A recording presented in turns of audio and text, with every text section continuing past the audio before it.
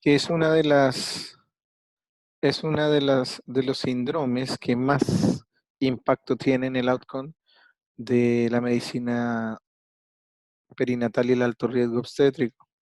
Estamos hablando que el parto prematuro ha sido definido por la OMS y por la FIGO como aquel que ocurre entre las 22 semanas y las 36 más 6 semanas de la gestación, es decir, todo aquel, todo aquel parto que se desencadena antes del término y obviamente antes de la viabilidad fetal se considera así. ¿Y por qué?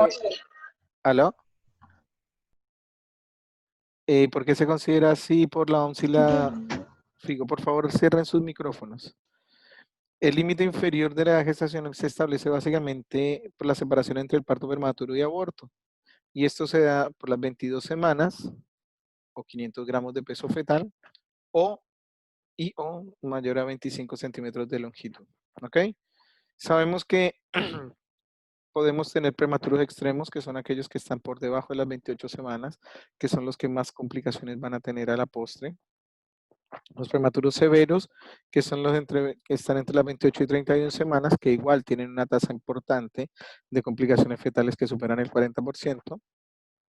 Los tardíos, que tienen una tasa de mortalidad menor al 40%, y los moderados, que ya son entre las 34 a 36 más 6 semanas, que son los que tienen entre un 25 y un 30% de morbimortalidad, mientras más lejos estén del término. La incidencia básicamente se encuentra casi como en todo en la obstetricia, entre 8 y 10% del total de los partos a nivel del mundo.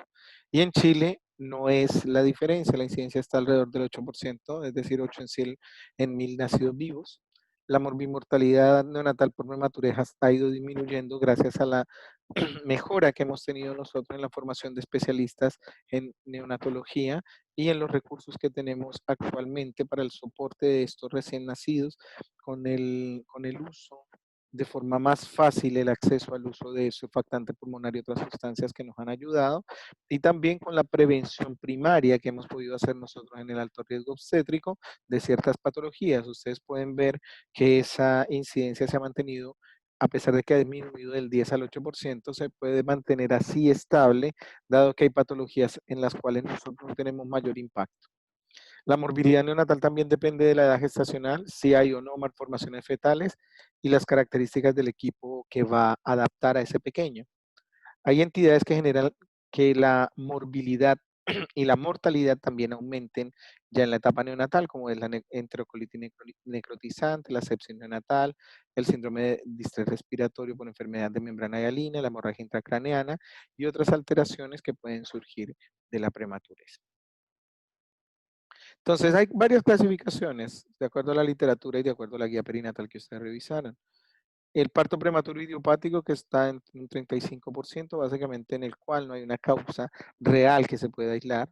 El parto prematuro como resultado de RPM, que se presenta en un 34%, y el parto prematuro iatrogénico, que es el que realizamos nosotros en pro de buscar un beneficio mayor para el feto o para la madre. En la guía perinatal ustedes se dieron cuenta que los dividían en iatrogénicos y espontáneos. Los iatrogénicos, básicamente los que generamos nosotros como manera de salvaguardar la vida de la madre o el feto, y los espontáneos, que se podían clasificar en prematuros con membranas rotas o partos prematuros con membranas íntegras. Entonces, quiero que entiendan y que se graben este concepto en la cabeza. El parto prematuro idiopático es un síndrome, no es una patología aislada, es un síndrome que corresponde directamente a presentación de varios síntomas que van unidos, se van entrelazados y nos expresan algo. Y se caracteriza por presencia de contracciones uterinas asociadas o no a presencia de contracciones uterinas asociadas a modificaciones cervicales que desencadenan un parto antes del término. Y eso nos lleva, el pensar que es un síndrome, nos lleva a determinar que tiene múltiples orígenes o múltiples etiologías. ¿Ok?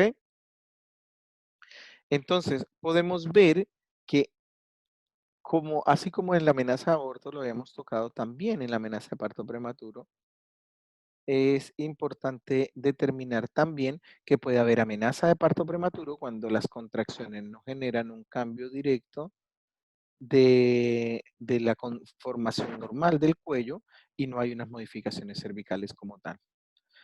Debemos tener claro cuáles son los criterios diagnósticos para poder diagnosticar un trabajo de parto prematuro. Primero, que se encuentre en el grupo etario que ya habíamos hablado, que entre las 22 y 36 más 6 semanas, que tenga contracciones uterinas persistentes, como mínimo entre 3 a 4 en 20 minutos o en 6 en un periodo de media hora.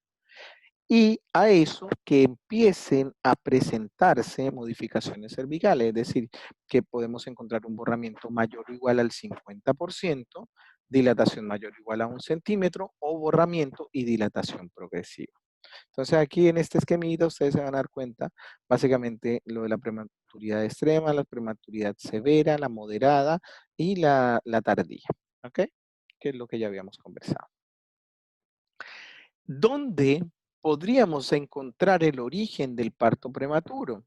Entonces, la primera parte nos habla de una infección intraamniótica o que existan defectos a nivel de la placentación o que puedan aparecer algún tipo de disfunción cervical u otras causas que no se van a determinar. Con respecto a la infección intraamniótica, hay una respuesta inflamatoria local. Gracias a ciertos estudios un poco invasivos que se han realizado, hemos podido saber que el 13% de los partos prematuros pueden llegar a cursar con gérmenes en la cavidad uterina que se aíslan y son aquellos que pueden desencadenar el potencial proinflamatorio, desprendimiento del área coriodecidual o decidual solamente o corial solamente, desencadenando agentes proinflamatorios dentro de los cuales los derivados del ácido araquidónico generan aumento en la cantidad de prostaglandinas, interleuquina 6 y otro tipo de sustancias como el interferón gamma que van a generar el desencadenar migración celular, un estado proinflamatorio y después un síndrome de respuesta inflamatoria fetal. Los defectos de la placentación, bueno, como lo habíamos conversado en las pacientes con alteraciones en la placentación en la charla de síndrome hipertensivo de embarazo, la isquemia uteroplacentaria también genera mediadores contráctiles que pueden llegar a alterar la continuidad de las membranas ovulares y el trofoblasto desencadenando también sustancias proinflamatorias, irritando el útero y generando contracciones que se van a ver expresadas posteriormente con cambios a nivel de la estructura cervical. Cuando hablamos de disfunción cervical, tenemos que pensar en la incompetencia cervical, es decir, es un cuello que no tiene la capacidad suficiente de sostener el embarazo, a pesar de su longitud y de su conformación, que puede ser normal y que posteriormente deja a través del orificio cervical interno y externo producir las membranas o el embarazo completo. Y otros por sobredistensión uterina, por ejemplo, con aquellas pacientes que tienen aumento de la cantidad del líquido amniótico, aquellas pacientes que tienen embarazos múltiples, aquellas pacientes que pueden llegar a tener anormalidades con la compatibilidad antigénica del feto por tóxicos o porque hay algún tipo de disfunción miometrial. Existen varias maneras que nos ayudarán a poder predecir si una paciente puede llegar a ser candidata a presentar un parto prematuro. Y ahí es donde nosotros debemos organizar nuestros factores de riesgo. Como siempre lo hacemos en obstetricia, los factores de riesgo los ordenamos en maternos gestacionales, fetales, placentarios y uterinos. Estos factores de riesgo básicamente lo que nos van a proporcionar a nosotros es una información importante para incluir a estas pacientes en un grupo de seguimiento que podrían llegar a verse beneficiadas con este screening. La edad es uno de los factores maternos pregestacionales más importantes, pacientes en edades extremas, menores de 20 y mayores a 40 años. El bajo nivel socioeconómico que se deriva en la presencia de malas condiciones orales, malas condiciones nutricionales, condiciones de hacinamiento, etcétera, etcétera, etcétera, lo que va a desencadenar en diferentes tipos de problemas infecciosos que están relacionados. Antecedentes de parto prematuro previo. Pacientes que han tenido uno o más partos prematuros son candidatas a ser estudiadas. Pacientes con hábitos sostenidos que pueden llegar a generar aumento de la posibilidad de un parto prematuro, como el hábito de fumar, consumo de psicotrópicos, cocaína, heroína, éxtasis, LSD, incluso el consumo de alcohol.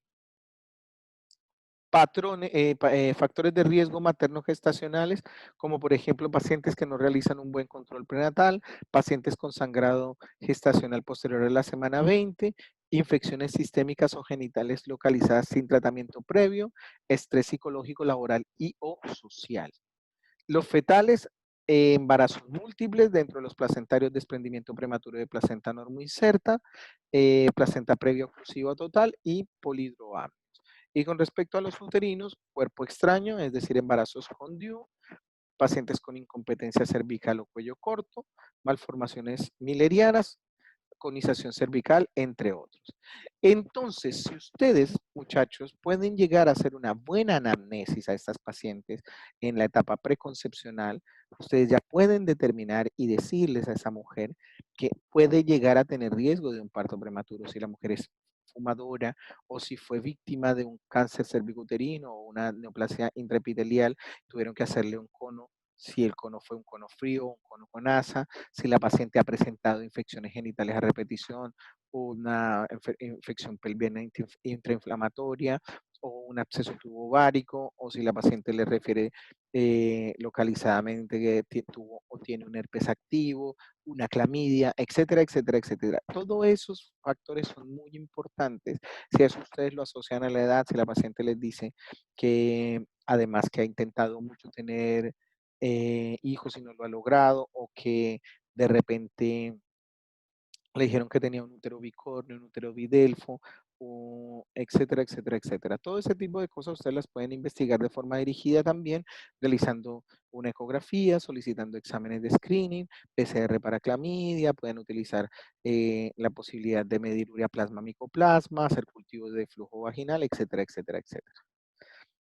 Después de que tenemos en cuenta el interrogatorio y una anamnesis completa, debemos hacer lo que ya es el screening secundario para la predicción de riesgo de parto prematuro, dentro de los cuales nuestro máximo protagonista es la evaluación cervical, es decir, la cervicometría.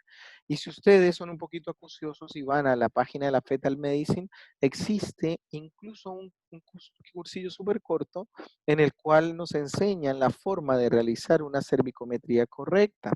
Incluso aquellos que realicen el curso virtual completo y manden unas imágenes a la Fetal Medicine van a quedar certificados para realizar cervicometrías. Esta evaluación básicamente se realiza a través de una ecografía transvaginal, es subjetiva, pero es una parte importante del examen físico. Entonces, más que el tacto vaginal, porque recuerden que nosotros en el tacto vaginal lo que hacemos es ver si existe dilatación, borramiento o hay protrusión de membranas. El cuello del útero nos da una idea aproximada de la posibilidad de tener o no un parto prematuro inminente o de forma tardía. Para hacerlo se requiere un ecógrafo con un transductor lineal intracavitario por vía vaginal en línea recta. Se debe medir desde el orificio cervical interno, perdón, al orificio cervical externo. La mujer debe estar en reposo y con la vejiga vacía.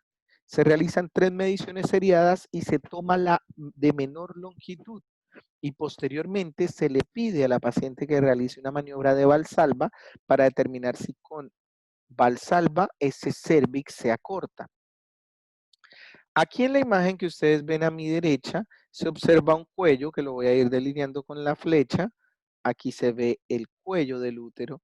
Esta línea que se ve, la línea endocervical, aquí ustedes ven una pequeña crucecita o un asterisco, que es la altura del orificio cervical interno. Aquí ustedes ven el otro donde se ve el orificio cervical externo. Y aquí ustedes ven algo ecorefringente o ecolúcido. Eso es porque esta señora tenía una incompetencia cervical, esto es una ecografía de nosotros, y se le pasaron, que más adelante les voy a mostrar, una cinta alrededor del cuello uterino, y aquí se ve un cerclaje uterino, cervical. Entonces, aquí uno debería medir la distancia que existe, no solo del cuello del útero, sino también la que hay desde el orificio cervical interno hasta el borde de la cinta, y del orificio cervical externo hasta el borde de la cinta. Esta medición, bueno, aquí se ve la cavidad apniótica, se ve la calota, y esto, que si ustedes ven es como una cuña que se está formando acá, es lo que se conoce vulgarmente como el funneling o funneling. Se escribe funneling con doble N. Básicamente es la cuña que ejerce la bolsa, la membrana, a través del orificio cervical interno. Los valores normales en Chile, porque ustedes las mujeres chilenas tienen uno de los cuellos más largos de toda Sudamérica, está alrededor de 35 a 40 milímetros, ¿ya? El punto de corte para una paciente con factores de riesgo para la cervicometría, para decir que esta paciente tiene bajo riesgo de parto prematuro en la población de alto riesgo es de 25 milímetros. Una paciente con 15 milímetros es el punto de corte en población de bajo riesgo, es decir, cualquiera de ustedes que se embarace por primera vez, si yo le tengo un cuello de 15 milímetros, esa paciente tiene si no tiene factores de riesgo, es un cuello normal. Pero si tengo una paciente con un cuello de 20 milímetros y tiene factores de riesgo, esta paciente debe ser candidata a iniciar medidas de prevención de parto prematuro. Entonces, corte normal, mínimo 35, 25 en población de alto riesgo, 15 milímetros en población de bajo riesgo, es decir, una mujer sana que nunca haya tenido un parto prematuro, ahí es, y en 20 milímetros ya debemos iniciar maniobras. Estas son imágenes de diferentes cuellos. Como ustedes lo pueden imaginar, la posición cervical va a depender mucho de cada mujer, de la posición del útero y también de la presentación del feto. Aquí vemos un cuello, si ustedes ven, esta es la membrana amniótica, orificio cervical externo, canal intercervical, y aquí vemos el orificio cervical interno. ¿Ok? En este caso, vemos un cuello muy probablemente de una mujer que tiene un embarazo más pequeño, también orificio cervical externo, orificio cervical interno, línea intercervical. Muchas veces ustedes pueden ver quistes alojados en esta zona. Estos son los denominados quistes de inclusión o quistes de Nabot.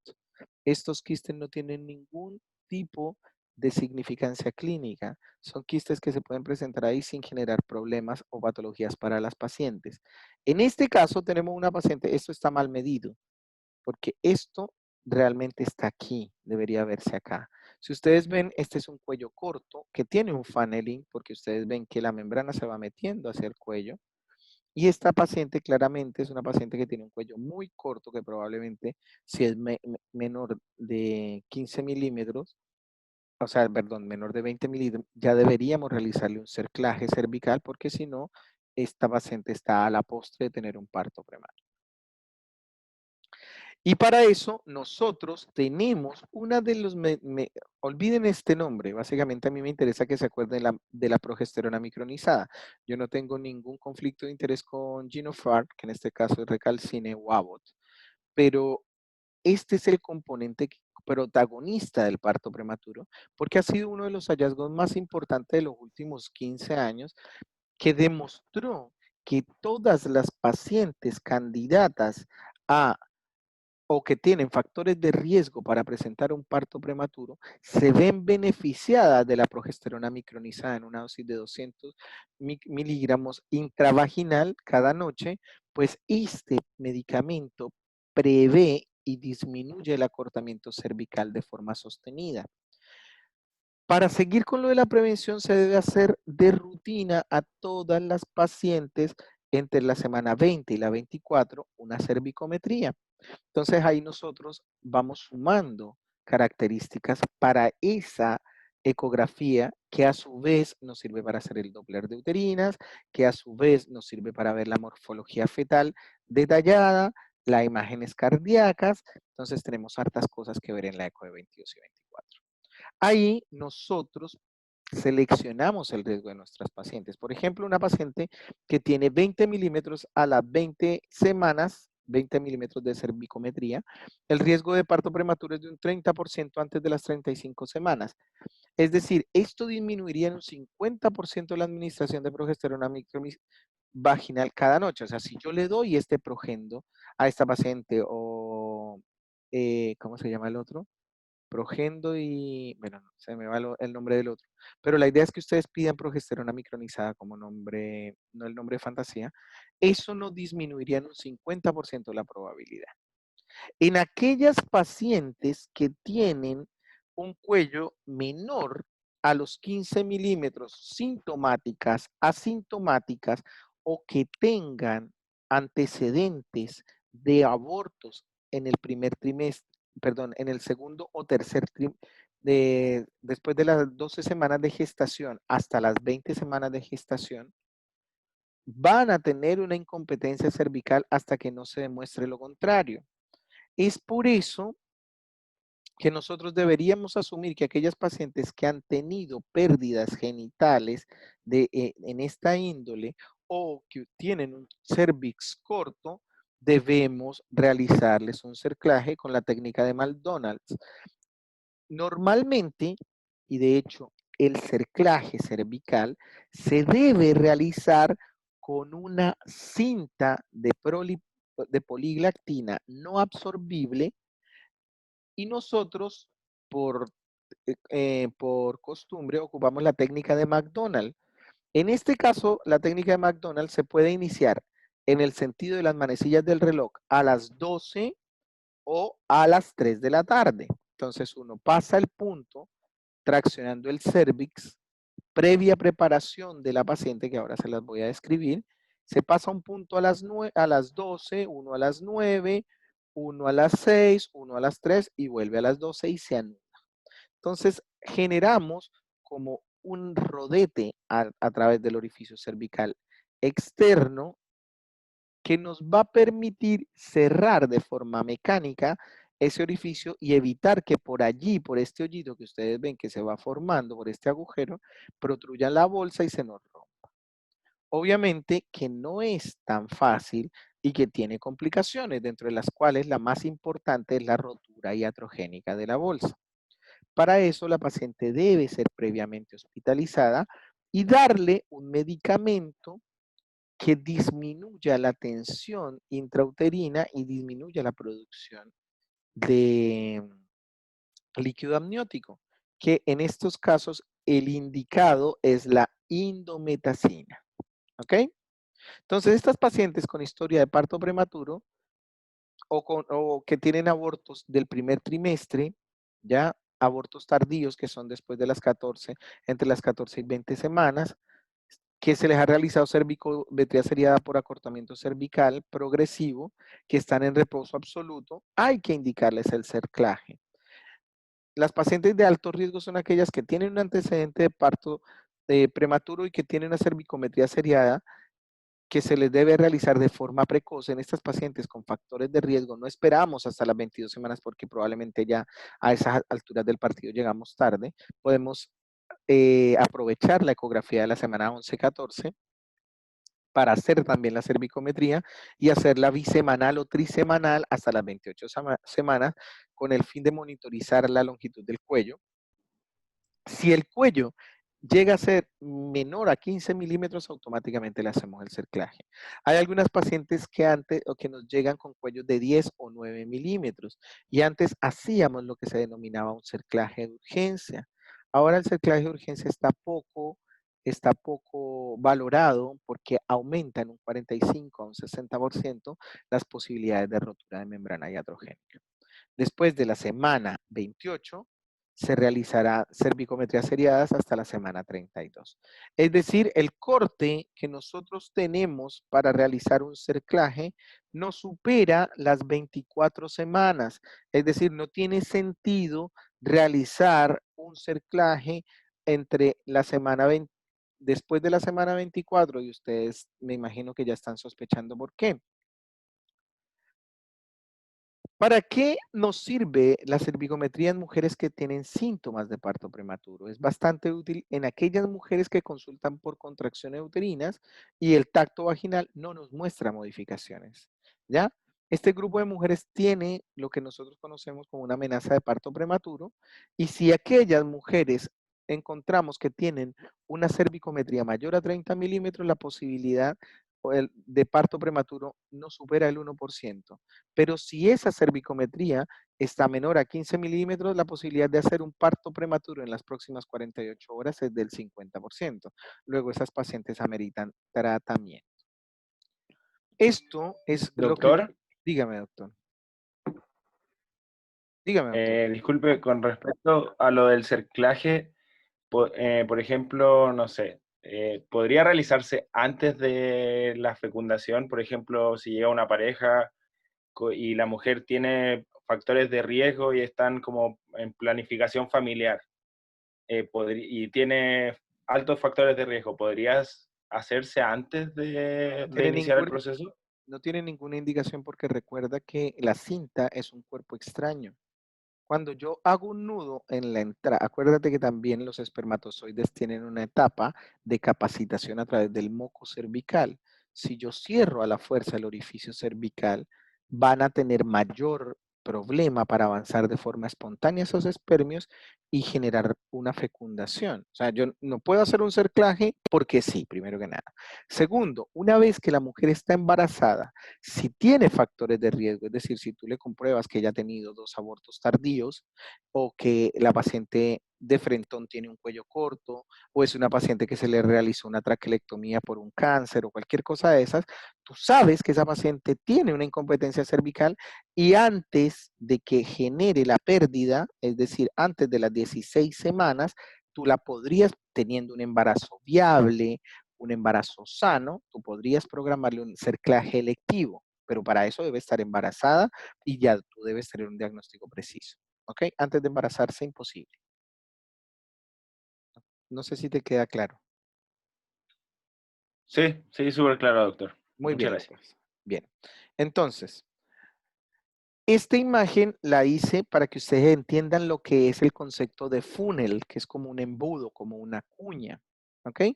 Y se presenta cuando se dilata el orificio. Mira, aquí ustedes ven la estructura, la conformación de un cervix normal y aquí están empezando a ver la dilatación en el orificio cervical interno y este triángulo que se forma es lo que conocemos como la cuña o el funneling o el funnel. ¿Ok? Puede haber membranas que protruyen hasta el orificio cervical externo, lo que conocemos como membranas en reloj de arena, y puede estar presente en un 14 o un 25% de las pacientes con incompetencia cervical. Aquí ustedes ven el polo cefálico, aquí ustedes ven cómo se va formando el funneling, ¿ok? Y esto es lo que queda de cuello, para que ya se familiaricen con ese concepto. Hay otro hallazgo ecográfico que es descrito por nosotros los latinos como el SLATch, que es como el barro amniótico, como detritus celulares. Y dice, corresponde a una demostración de material como el barro biliar. No sé, ustedes han visto alguna vez una ecografía de vesícula que se ve como un grumo, como un barro allí y se describe como tal. Y básicamente se ve en las zonas de declive en la cavidad amniótica.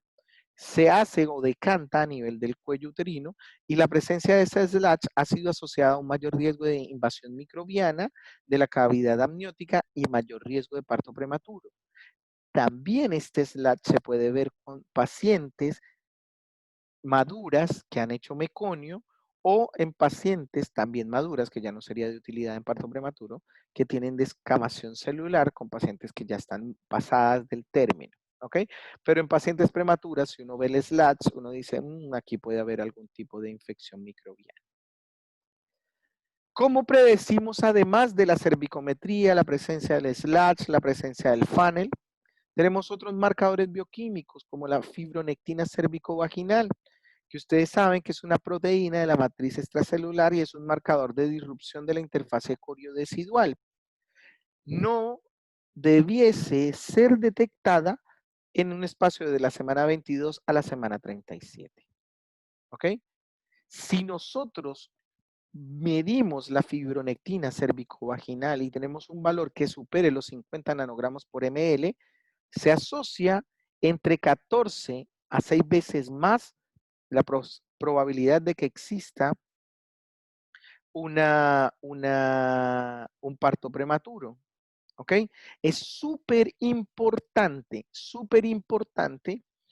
que tengamos claro que esto no debe estar Y gracias a esta sustancia hemos podido realizar ciertas pruebas ambulatorias de muy buena sensibilidad. La BNP en el líquido amniótico es una proteína que lo que hace es aumentar la quiescencia miometrial disminuyendo hacia el término del embarazo. Cuando los niveles de BNP disminuyen en el líquido amniótico, también podemos lograr determinar que puede haber más riesgo de parto prematuro. Entonces, ¿cómo vamos a manejar una paciente sin antecedentes de parto prematuro o con antecedentes? Si la paciente no tiene un antecedente de parto prematuro, si su embarazo es único y no tiene antecedente, vamos a esperar a hacer la cervicometría entre la semana 20 y la 24. Si este cervix es menor de 20 milímetros, si este cervix es menor de 20 milímetros, vamos a indicarle cápsulas de progesterona micronizada todas las noches a nivel vaginal hasta la semana 36. Algunos autores dicen que hasta la 35, yo prefiero hasta la 36, siempre y cuando la paciente no tenga un sangrado. Si la paciente sangra, no se pueden colocar en la vagina, se pueden dar por vía oral, ¿ok? Y tiene un efecto significativamente similar al de la vía vaginal. Si la paciente tiene un cervix mayor a 20 milímetros, básicamente continúa con su control prenatal normal. Si la paciente tiene un embarazo único con antecedente de parto prematuro, inmediatamente después de que sabemos el antecedente, iniciamos la progesterona micronizada y realizamos la cervicometría coordinada. Esta cervicometría debe ser antes de las 22. Aprovechamos para hacerla en la eco de las 11-14 semanas. Si el cervix es menor de 15 milímetros, la enviamos directamente a un cerclaje y continuamos con progesterona y la seguimos viendo habitualmente, pero por el servicio de alto riesgo obstétrico. Si el cervix es mayor a 15 milímetros, solamente la llevamos con progesterona, le hacemos la cervicometría seriada cada 2 a 3 semanas. Si a las 32 semanas el cervix es mayor o igual a 15 milímetros, se continúa con el control. Si es menor de 15 milímetros, se hospitaliza, se genera reposo sexual y se inicia inducción de maduración pulmonar con corticoides. ¿Ok? Bien. ¿Qué pasa con las pacientes que son sintomáticas? Es decir, aquellas que tienen contracciones uterinas. Si el embarazo está entre las 23 a las 36 semanas, se debe hacer un tacto vaginal, un registro basal no estresante que de verdad que nos muestre la presencia de dinámica uterina y control clínico de las contracciones. Si no hay contracciones en el registro, si no hay modificaciones cervicales, se destaca el diagnóstico y se puede pensar en un dolor abdominal por otras circunstancias o simplemente una irritación uterina transitoria.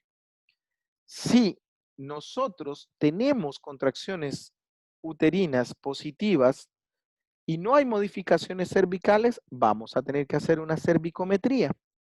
Si la cervicometría tiene 30 milímetros o más, sabemos que el riesgo de parto prematuro es menor al 1%, se da analgesia, se hidrata a la paciente y se descarta el diagnóstico de parto prematuro. Si el cervix es menor a 30 milímetros, se debe manejar a la paciente, tranquilizarla. Algunos autores describen que hay que darle un poco de sedación, hidratarla. Recuerden que la hidratación es fundamental para el tratamiento del parto prematuro. Y tenemos dos opciones, que cedan o desaparezcan las contracciones o que persistan las contracciones uterinas. Y ahí ya estamos hablando de que tenemos una amenaza de parto prematuro. Si la paciente tiene más de 24 semanas, deberíamos, y comprobamos que tiene modificación, acortamiento cervical, debemos tocolizarla, es decir, dar un medicamento que nos disminuya las contracciones uterinas con el fin de proporcionar inducción de maduración pulmonar con corticoides. ¿Ya? Si el cervix es menor de 15 milímetros, tenemos un riesgo aumentado de parto prematuro. Y ahí tenemos que iniciar corticoides y tocolíticos para lo mismo que les estoy hablando. Si nosotros vemos al ingreso que la paciente tiene modificaciones cervicales con un borramiento mayor o igual al 50% y una dilatación mayor o igual a 1 centímetro, estamos hablando que tenemos un trabajo de parto prematuro. Ahí debemos hidratar a la paciente, iniciar tocolisis, iniciar inducción de maduración pulmonar y activar la red de parto prematuro, que en este caso debe incluir al neonatólogo, al anestesista y al obstetra, ojalá al perinatólogo. ¿Ok? ¿Cómo vamos a prevenirlo? Entonces, para prevención, quiero por favor que voy a dejar de compartir la charla, voy a